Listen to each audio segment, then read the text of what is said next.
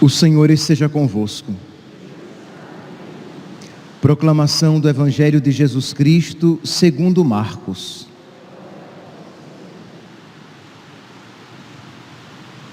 Naquele tempo, Jesus foi para o território da Judeia, do outro lado do rio Jordão.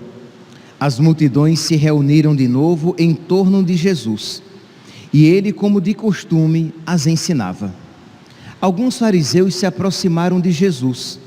Para pô-lo à prova, perguntaram se era permitido ao homem divorciar-se de sua mulher. Jesus perguntou: o que Moisés vos ordenou? Os fariseus responderam: Moisés permitiu escrever uma certidão de divórcio e despedi-la. Jesus então disse: foi por causa da dureza do vosso coração que Moisés vos escreveu este mandamento. No entanto, desde o começo da criação, Deus os fez homem e mulher. Por isso, o homem deixará seu pai e sua mãe, e os dois serão uma só carne. Assim, já não são dois, mas uma só carne. Portanto, o que Deus uniu, o homem não separe. Em casa, os discípulos fizeram novamente perguntas sobre o mesmo assunto. Jesus respondeu: quem se divorciar de sua mulher e se casar com outra, cometerá adultério contra a primeira. E se a mulher se divorciar de seu marido e casar com outro, cometerá adultério. Palavra da salvação.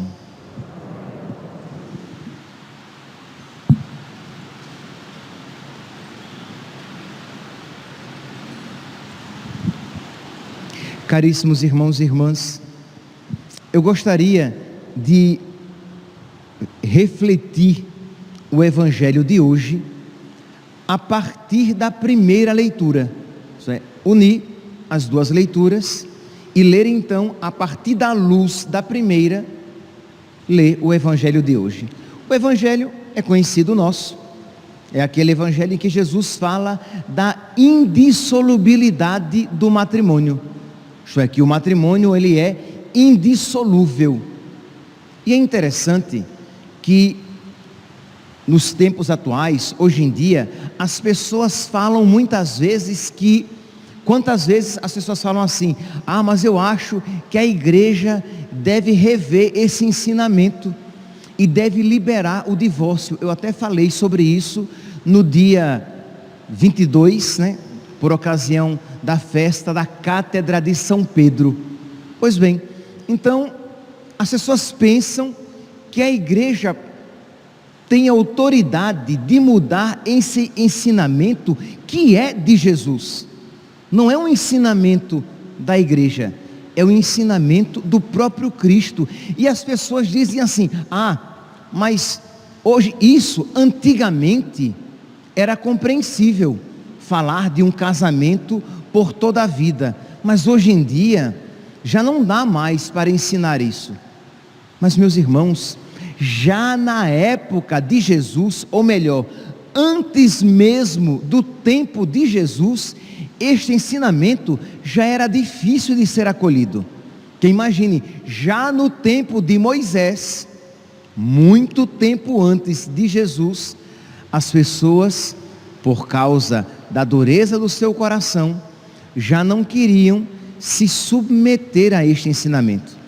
Imagine aqui, eles dizem assim, vamos ouvir de novo o Evangelho de hoje. Naquele tempo, as multidões se reuniram em torno de Jesus, e alguns fariseus se aproximaram de Jesus para pô-lo à prova, perguntando se era permitido ao homem se divorciar da sua mulher. Por que é que eles foram querendo pôr à prova Jesus? Porque eles sabiam que Jesus tinha um ensinamento diferente do de Moisés.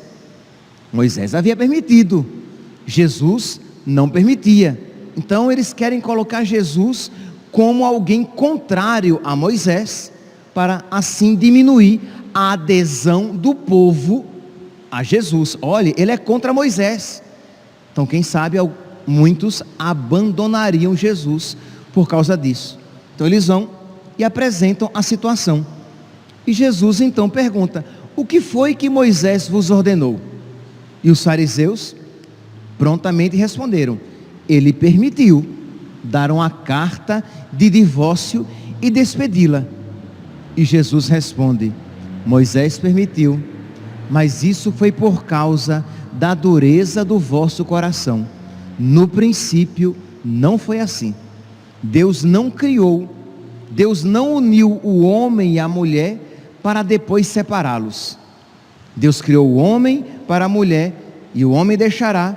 Jesus cita aqui o livro do Gênesis.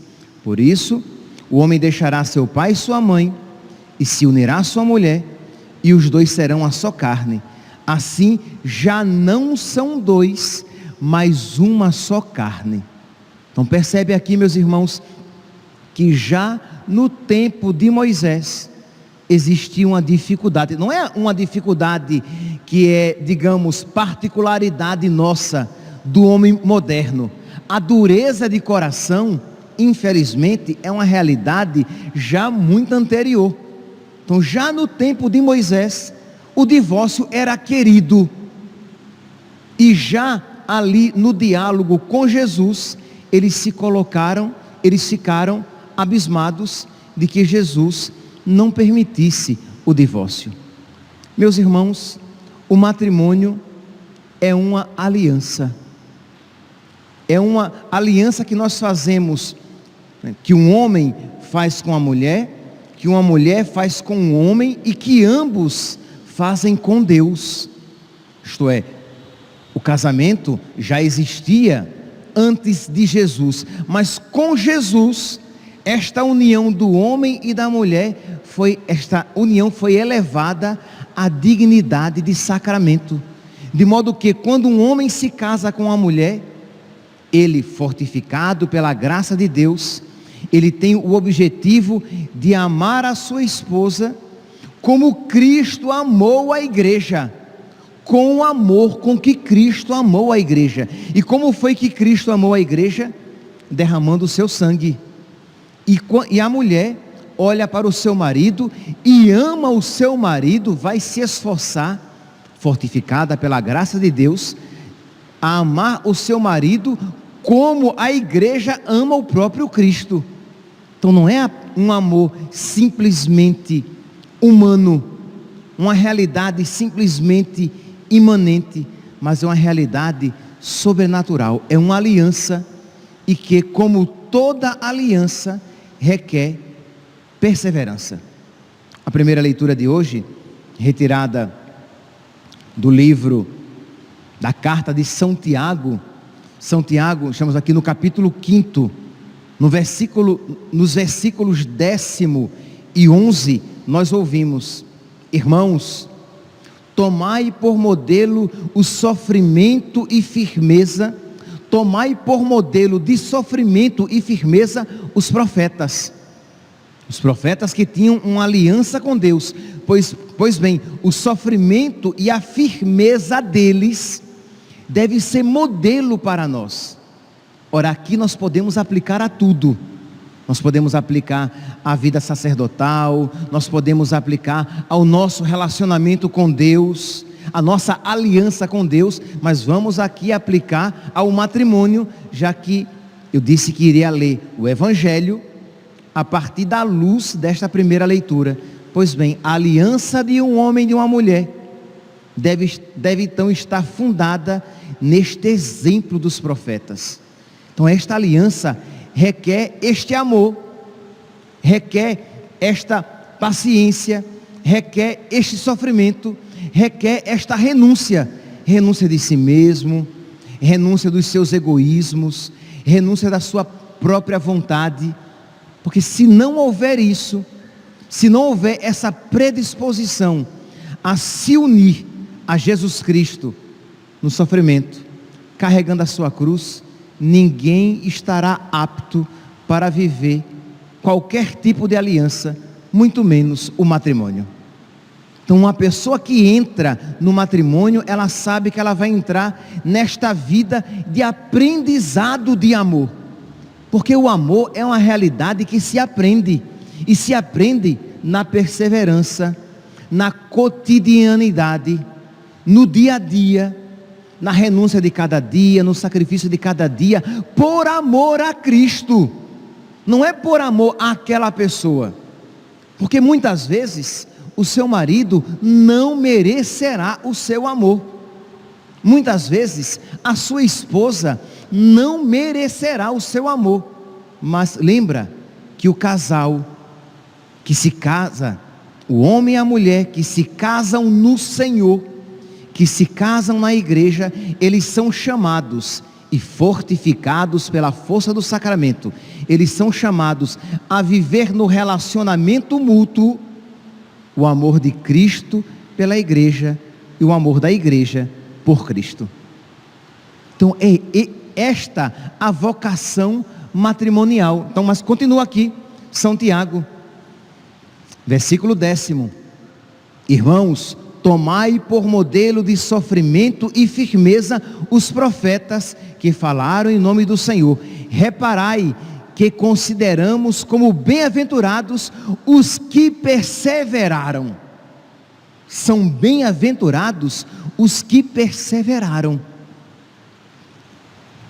Na Sagrada Escritura, nós encontramos a seguinte afirmação: serão salvos os que nunca pecaram? Não, não é isso o que diz a Sagrada Escritura.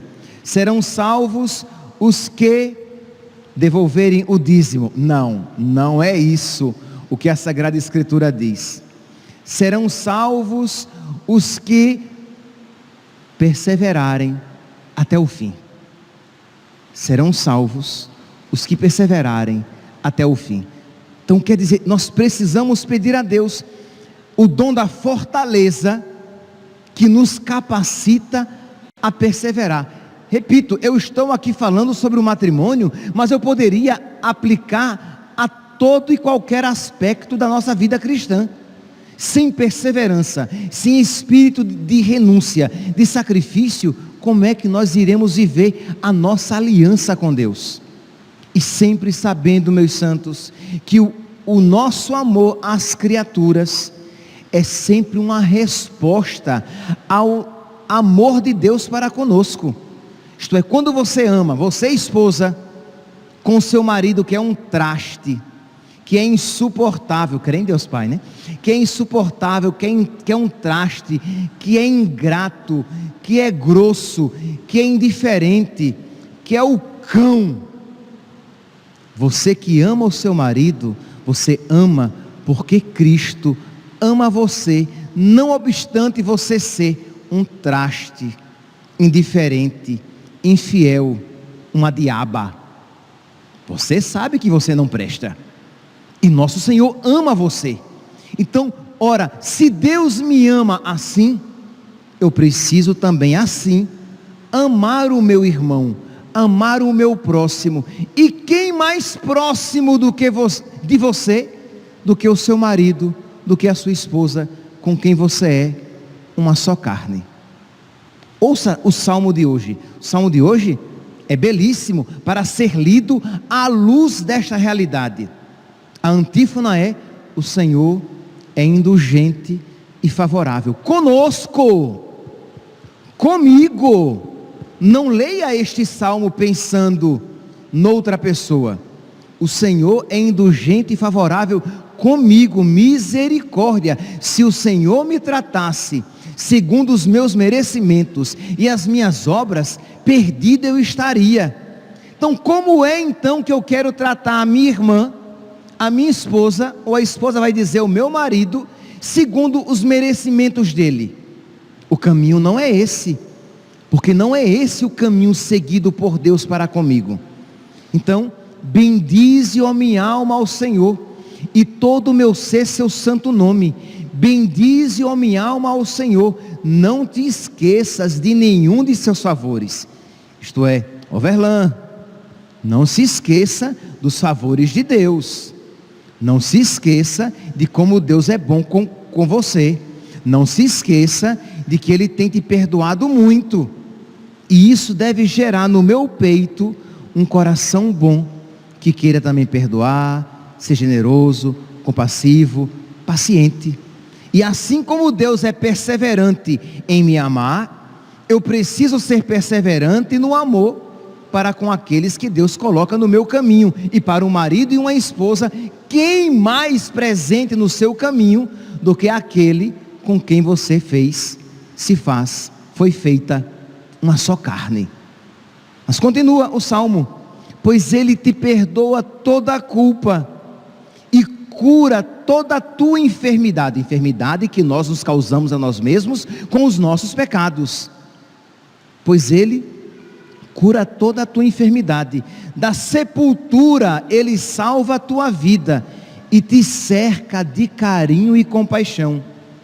O Senhor, olha, isso aqui, posso ser ruinzinho, isso aqui é próprio para as mulheres.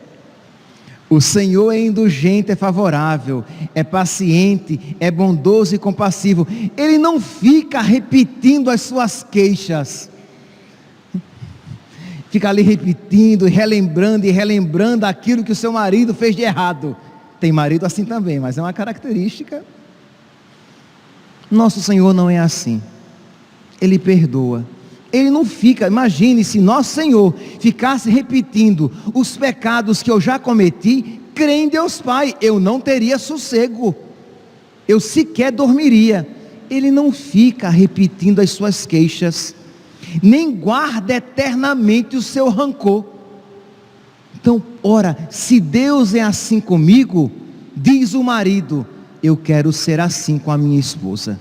Se Deus é assim comigo, diz a esposa, eu quero ser assim com meu marido. Se a aliança de Deus comigo é assim, a aliança que eu tenho com meu marido, a aliança que eu tenho com a minha esposa, há de ser assim também. Por isso eu me alimento com a sua palavra e com seu corpo, sangue, alma e divindade, para que a graça recebida no sacramento esteja sempre viva em mim e eu possa viver a fidelidade deste amor.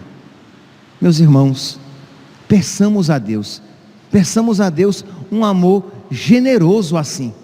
E é claro, aqui você vai aplicar ao seu vizinho, à sua vizinha, aos seus irmãos, aos seus pais, aos seus filhos, aos seus padres, aos seus paroquianos. É claro que isso se estenderá e expandirá a todos, mas eu quis de uma maneira principal aplicar ao casamento, já que este é o tema proposto para nós no Evangelho de hoje. Que Deus nos conceda a graça de amar verdadeiramente. Que Deus nos conceda a graça de progredir e aprender cada vez mais a amar, para que este amor se manifeste nas nossas relações, nas nossas amizades, mas principalmente nas nossas famílias, que infelizmente se destroem com tanta facilidade por falta de um amor verdadeiro. Louvado seja nosso Senhor Jesus Cristo, para sempre seja louvado.